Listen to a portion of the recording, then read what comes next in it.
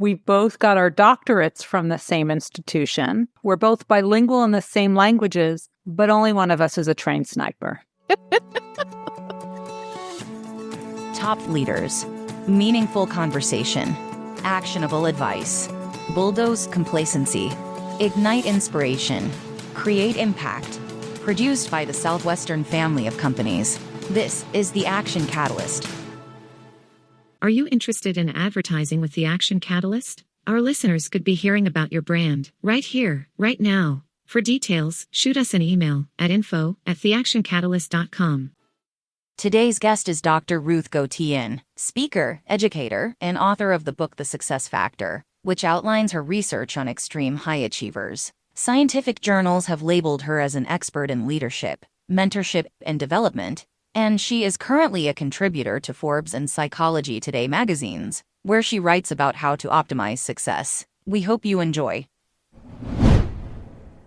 So I'm sure you get this all the time, but I am from that generation that the most famous psychologist, psychiatrist, doctor of my generation would be, of course, Dr. Ruth.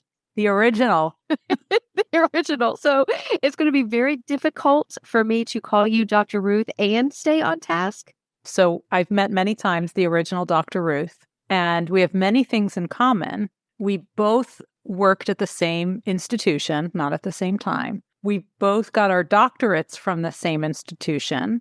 We were both in our 40s when we got our doctorate. We're both bilingual in the same languages, but only one of us is a trained sniper. That's awesome. She's a ball of fire, the original. Okay, well, what can you do? That's cool. Not that.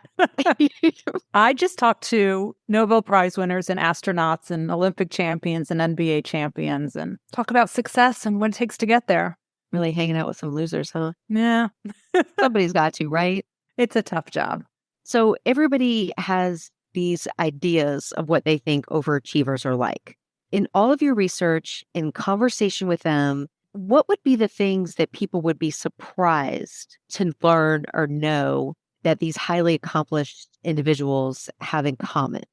Well, one of the things to notice is that it's not about the habits. They don't have the same habits because they're different. Even if you're comparing Olympians to each other or Nobel Prize winners to each other, it's not about habits. And I think that's where we've been getting it all wrong all these years.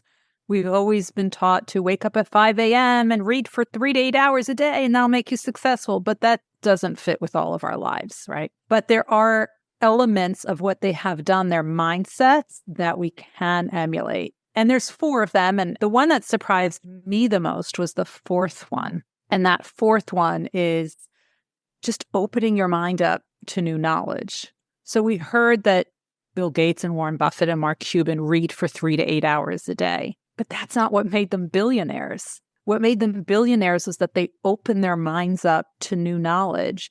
And once you start getting all this information, all this data, and all these ideas, and you can start making connections between 2 disparate points, and these are connections that other people don't yet see, that's when you have innovation. That's when you have greatness. That's when you have all these big, bold ideas. That's why they're so successful. So it's not that they were reading that made them so successful, is that they opened their minds up to new knowledge. And we can all do that. We're already doing that, right?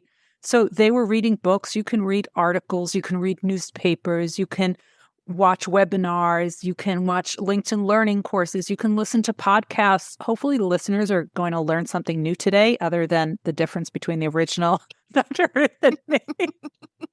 But there's so many ways that we can learn new things. And opening our mind up, and all of a sudden we'll say, oh, I heard this was done. Maybe we can use that in my job. And that's the big aha moment. That's how you get these new things to happen.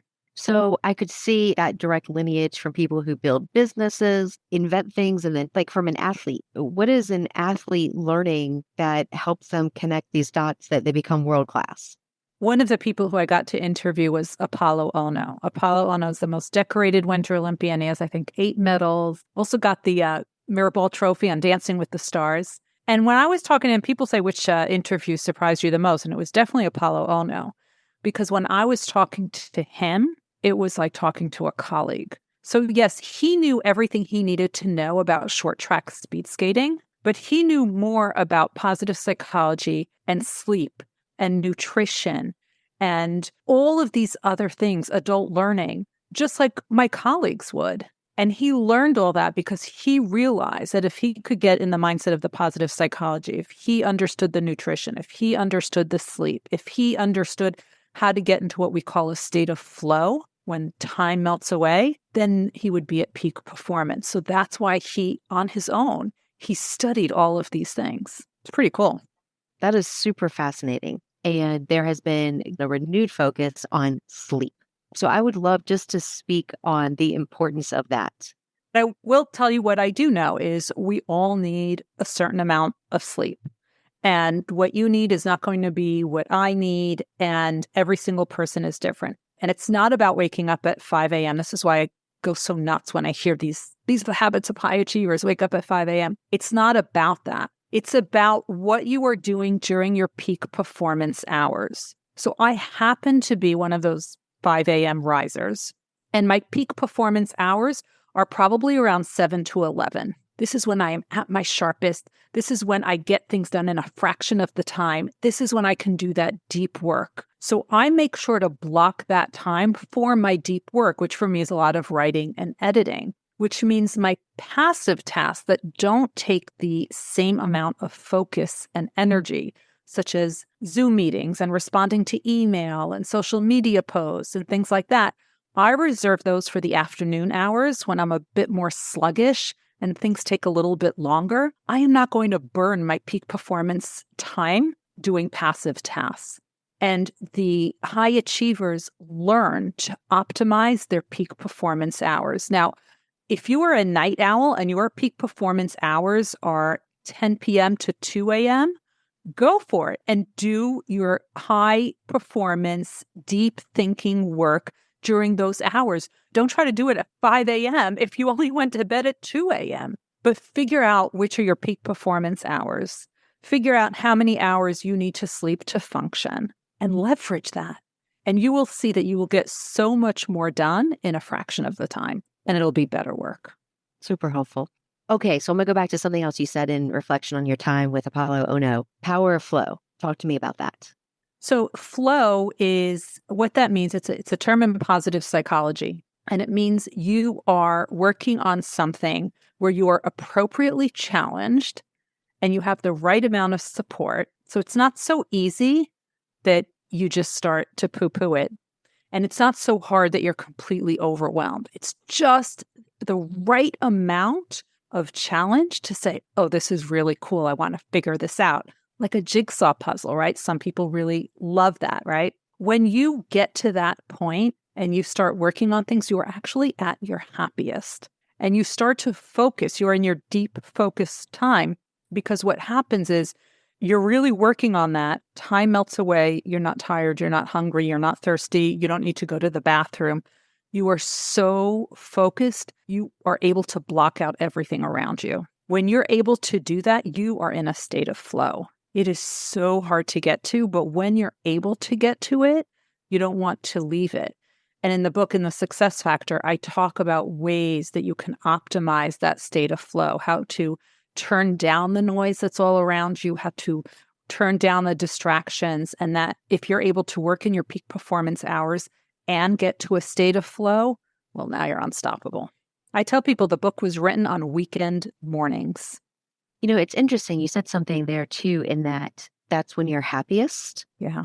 And I think a lot of people would hear you say, hey, I worked weekends to get this done. They go, oh, well, I, that's when my downtime, but you did it because that made you happy. That was my choice. That was definitely my choice. Remember, the pandemic was happening. We couldn't go anywhere. So if I was going to be at home, I was going to make the most of it.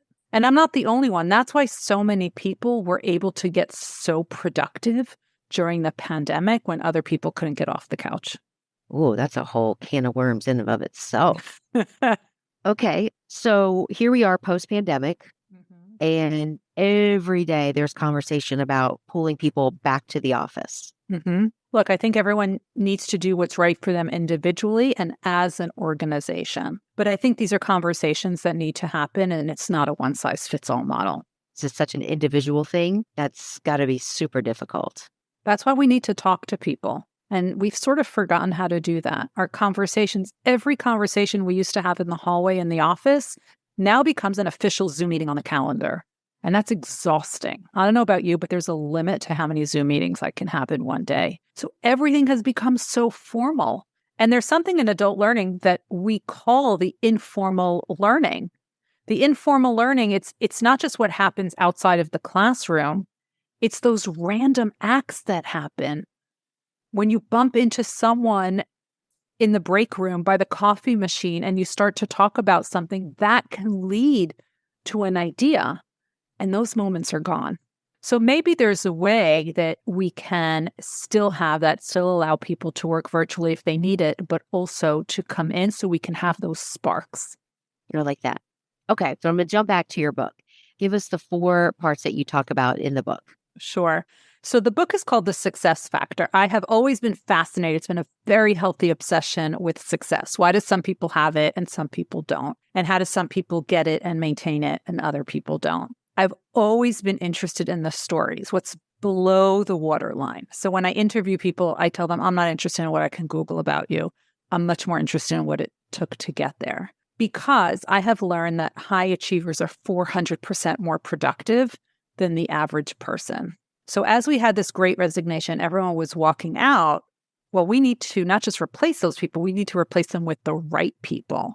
And if we have those high achievers, not only are we replacing people, we're actually being more innovative. So who are these high achievers and how do we get them? So at the age of 43, I went back to school to get my doctorate to study this. And over the years, I have just added different kinds of high achievers. So I've interviewed Nobel Prize winners and astronauts and Olympic champions and other Olympians and NBA champions and NFL Hall of Famers and Fortune 500 CEOs and senior politicians, and the list keeps growing and growing. And I realized that a Nobel Prize winning scientist is just like a bedazzled Olympic champion figure skater. And if that's the case, I realized that success can be learned. But I was frustrated because I have 3 degrees. I don't remember having a single class on how to be successful. So I decided that I was going to figure this out and I was going to create the blueprint. And that's what I did with the book, The Success Factor. And I found out that it's not habits, it is mindsets. And there's 4 of them. The first one, and you have to do all 4, but here's the first one that needs to happen. You need to figure out what you were put on this earth to do, what you love more than anything, what feels like play to you, right? I was writing on the weekends because I loved it. I read so much because I love it. To me, that's not work, that's play. Because when you can tap into your intrinsic motivation, what you would do for free if you could, when challenges are thrown at you, you don't give up. So this is different from extrinsic motivation. When you're doing something for an award, medal, bonus, promotion, that's really hard to maintain because that's when other people are judging you. But when you do it for yourself, nothing can stop you. And if your listeners want to figure out how they can figure out what is it that they're so passionate about, I have created a worksheet that they can do, something I call a passion audit. It's a simple 3-column exercise to figure what it is that you love to do. And they could just download it for free from my website at ruthgotian, GOTIAN.com/passion audit. So that's the first one. The second element of success is how you approach challenges. So I share the story of Dr. Peggy Whitson, who was working as a biochemist at NASA for years, and she wanted to be an astronaut. But she applied and was rejected over and over and over again. But she said, I know I'm going to become an astronaut. It's not a question of if, it's a question of how. I just need to figure out the strategy to convince them I will be a good astronaut. Well, ultimately, she became an astronaut, spent more days in space than any American astronaut, became the first female commander of the International Space Station, then went on to become NASA's chief astronaut. So when you're faced with a challenge, you have to ask yourself, it's not if, it's how. And you ask yourself, what is the strategy I haven't thought of yet? The third one is what made you great at the beginning is what you keep on doing later on. You don't rest on your laurels. You don't just prepare, you over prepare. As they say in the military, you train hard and fight easy. And I share the preparation process of Neil Katyal, who argued 48 cases before the Supreme Court of the United States. And he has done the same 3 things as part of his preparation practice in all 48 cases. He doesn't say, I've done this before. I don't need to do it again. He keeps doing it. And that's why the NBA players have the same warm-up routine that you would see in any junior high school. The only thing that's different is they have more expensive sneakers. And then last but not least is what I was talking about before, is opening your mind up to new knowledge and figuring out how you can learn things, books, podcasts, LinkedIn Learning courses, and also surrounding yourself with a team of mentors who are your guides by your side. And those are the 4. Okay, so let's talk about that. This team of mentor. We aren't taught how to go and pick. I mean, most of us, I think, just stub our toes into good mentors. But if there's a science to it, man, we got to know it. Yeah, actually, the best way is the organic mentors, because these are people who you connect with. And the tip that I give people is don't ever, ever, ever, ever ask anyone to be your mentor. Because when you do that, you're asking them to take on another job, another responsibility, another obligation. And I don't know about you, but I don't know people who have that kind of remnants of time. So instead, you want to ask people for their perspective on something, for their experience on something. So you can say, oh, I am working on this project. I am stuck on this one thing. I know you've worked on this before. Could I schedule 15, 20 minutes so I can run this by you? And I'm trying to figure out what it is that I'm missing. You want to establish that relationship where people get to know, like, and trust you. And when they know, like, and trust you, and they see the promise in you, they start to take you under their wings. Don't worry about the label of mentor. That'll come. That'll come when the mentee gives them the title. It's really somebody who shares their knowledge and experiences with you. And if anyone's interested in developing their own mentoring team, there's another worksheet that they can download, which will take them right through it. I also describe it in full in the book. It's ruthgotian.com/mentoring team. It sounds like that's a great tie into what you were saying earlier about this formal conversation versus the informal, and the formal learning versus the informal learning. And I love how you come right out of the gates and say, hey, don't ask somebody, right? Will you be my mentor? Just when you were saying those words, it was like I could feel the weight of responsibility. And yeah, it just changes the dynamics versus, okay, I better get this right. They're counting on me. This role I now have to play. Yep. It's interesting. I gave a keynote once, and I said at the keynote, don't ever ask anyone to be your mentor. It sounds like an obligation, right? Afterwards, I very often get emails from the people who are in the audience, and they said, oh, Dr. Gotian, I loved your talk. Will you be my mentor? Here's my dissertation. I'd love to get your perspective. I was like, we need to step this back a little bit. Exactly. Okay, so another thing I think I really liked what you said is when you go into an interview with somebody, when you're doing your research, it was, hey, I know what I can read on Google. Yeah. I want to know what's not there. Yeah. So what's not there for you? For me personally? Yeah. Ooh, wow, you just really turned the tables.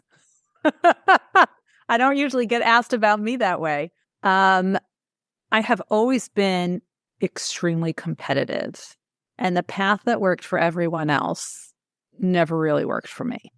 So I always had to just create a path, and it was not without a lot of heartache because there was no precedence for certain things. So, for example, when I was in 5th grade, it was a long time ago, probably before Title IX, recess was broken down by gender. The boys played soccer, the girls traded stickers. And if you had googly eyes, that was extra valuable. Well, I was not so interested in the high commodity sticker exchange. I just wanted to kick a ball around. And I remember my 5th grade teacher said, I'm sorry, but girls don't play soccer. Well, that didn't sound right to me because I was 10. I couldn't figure out, there was nothing physically wrong that I couldn't play, so I couldn't understand.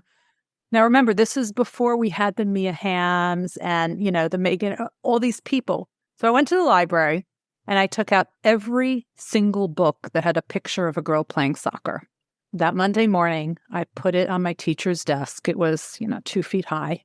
And I said, I'd like to revisit that conversation about girls playing soccer. P.S. Girls have been playing soccer at that school ever since. And I recently had a conversation with a friend of mine because I played varsity in high school and I was cleaning out some stuff and I found my cleats. And I'm like, why am I not throwing out these cleats? Like, I haven't worn them in 35 years, right? And I think it's just a symbol of that independence. That, I think, has just been woven into everything that I do, right? I'm a doctor who's not a physician, who works in academic medicine. I study high achievers across industries, not just one industry. I do things differently. And sometimes it's amazing, but sometimes it's extremely isolating because nobody understands. I really appreciate you sharing that. Like you said, it's so interesting, not just what people accomplish, but the why. And in that, not only did I just hear a super vulnerable story, but you heard some, and I always am cautious with this word, but the right kind of pride, in the sense that because you were doing things differently, it made a difference.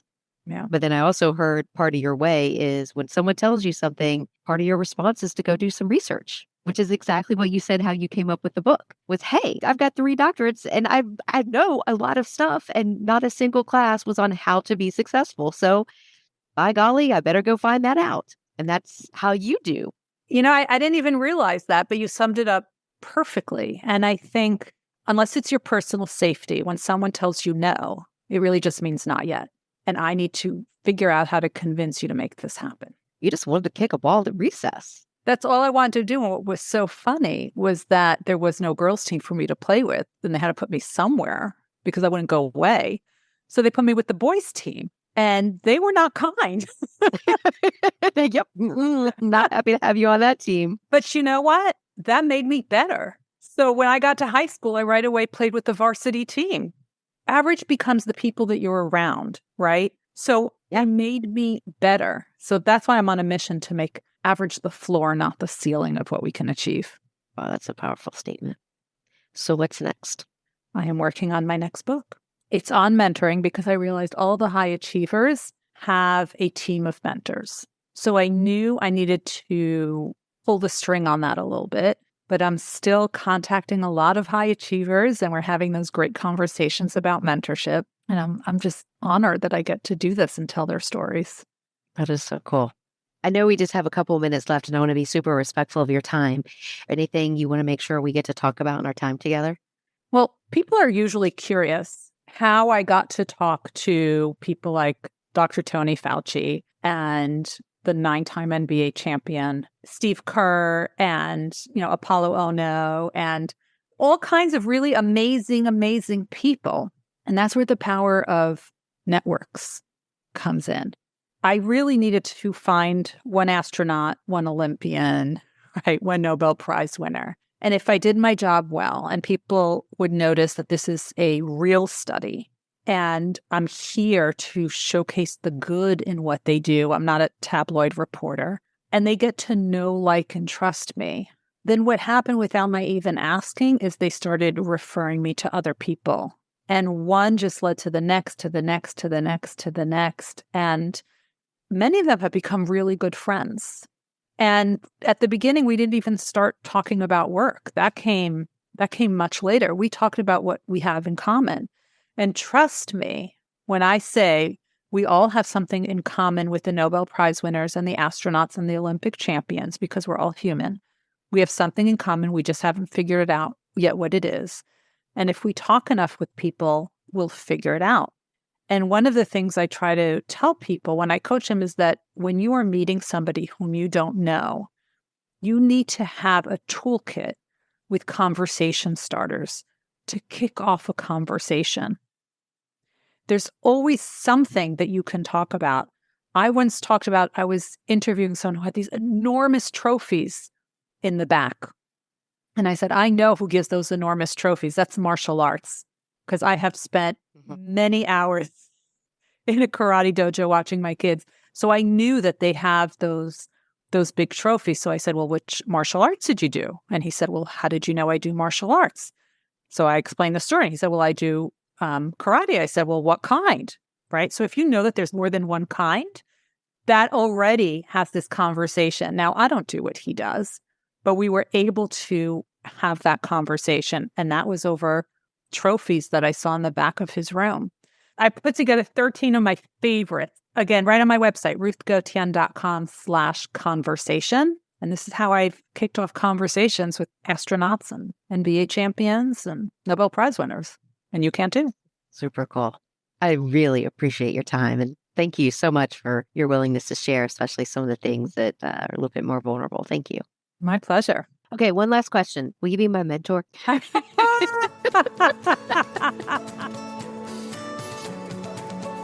If you enjoy this podcast, please make sure to subscribe. And to stay updated on everything that the Action Catalyst is up to, make sure to follow us on Facebook and Instagram at Action Catalyst Podcast and on Twitter at Catalyst_Action. And as always, thanks for listening.